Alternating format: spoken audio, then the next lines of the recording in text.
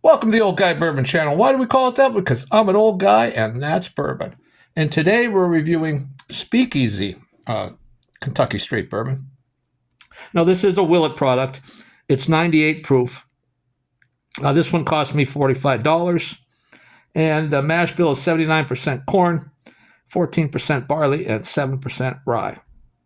Now, a Speakeasy, for those of you that don't know, maybe young folks out there, it was a club you could go to during the Prohibition era where it was illegal to have alcohol. And it was either, behind a bookcase, or there was a secret door, or a locked door where you needed a password or someone to vouch for you to get in. And the reason they called them speakeasies is because you couldn't just talk about it to anybody. You had to speak softly about it, Keep it on the down low. So that's why it's called that. Let's see. Again, it's 98 proof. I already mentioned that, didn't I? Or did I not? I don't know. Let's see the color on this. It's like a caramel color. There's some legs on there, light legs. Let's get in on the nose, huh? Well, the nose is kind of light. You got to get in here deep. But I'm getting some banana, some oak, some vanilla, and a little bit of a floral, something floral there, a little flowery. Maybe even grassy, huh? Let's take a sip.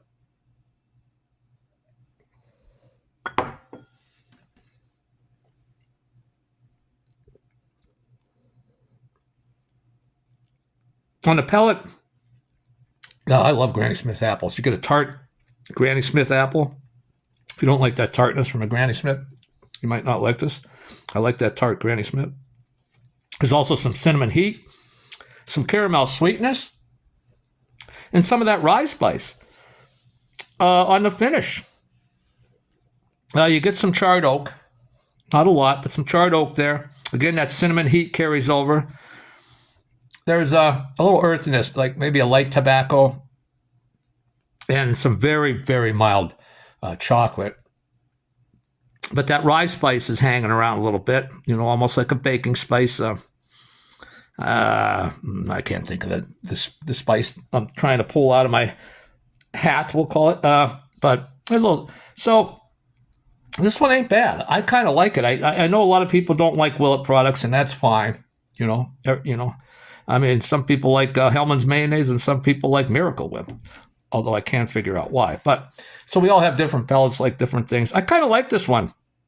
45 might be a little high, but it's not bad in my opinion. Well, that's all I have for today, and we'll see you next time.